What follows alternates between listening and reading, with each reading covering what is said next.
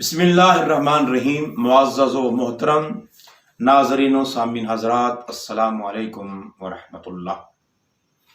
ہماری سلسلہ وار گفتگو قرآن پاک کی صورتوں کا تعارف، اس کے مرکزی مضامین کے ساتھ آج ہم اس مختصر سی نشست میں سورۃ الانفال پر گفتگو کریں گے۔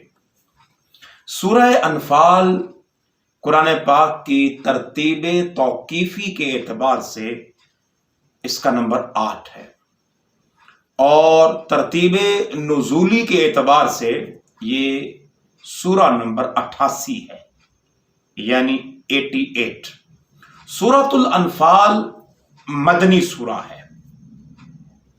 اس میں کل 10 رکوع ہیں اور 75 آیات ہیں، یعنی 75۔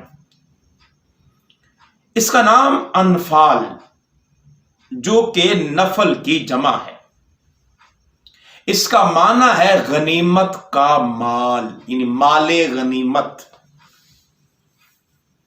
چونکہ اس سورہ مبارکہ کی پہلی آیت میں یہ لفظ استعمال ہوا، قُلِ الْأَنْفَالُ لِلَّهِ وَالرَّسُولِ۔ تو انفال چونکہ مال غنیمت کو کہا جاتا ہے، اور اس کی پہلی ہی آیت میں یہ لفظ استعمال ہوا، تو اسی مناسبت سے اس کو سورۃ الانفال کہا جاتا ہے۔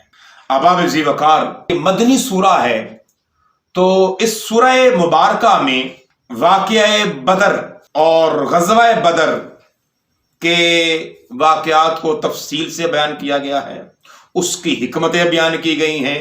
اس کے علاوہ مال غنیمت کی تقسیم کا طریقہ کار اور اس کے احکامات بیان کیے گئے ہیں۔ اس کے علاوہ مسلمانوں کو جنگ کے اصول سکھائے گئے ہیں۔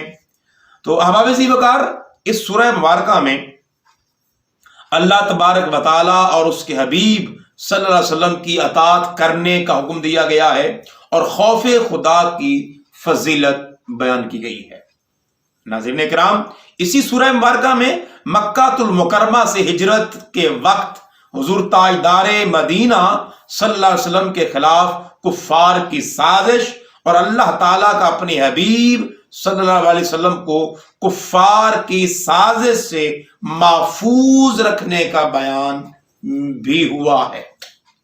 اسی طرح ہر چیز میں ضروری اسباب اختیار کرنے کے بعد اللہ تعالیٰ پر توکل کرنے کا حکم بھی اسی سورہ مبارکہ میں آیا ہے۔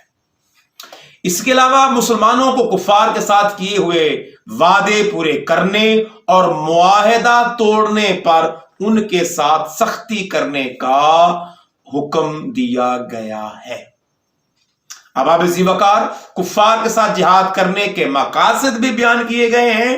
علاوہ ازیں کفار کے دلوں میں دھاک بٹھانے کے لیے مسلمانوں کو جنگی ساز و سامان کی بھرپور تیاری کا حکم دیا گیا ہے۔ اور اس کے آخر میں قیدیوں کے احکامات بیان کیے گئے کہ اسی طرح کہ جب جنگ میں قیدی ہو جائیں تو کس طرح ان کے ساتھ سلوک کرنا ہے، ان کے احکامات کیا ہیں۔ اس طرح مہاجرین اور انصار کے مجاہدوں کے فضائل بھی اسی سورہ مبارکہ میں بیان ہوئے۔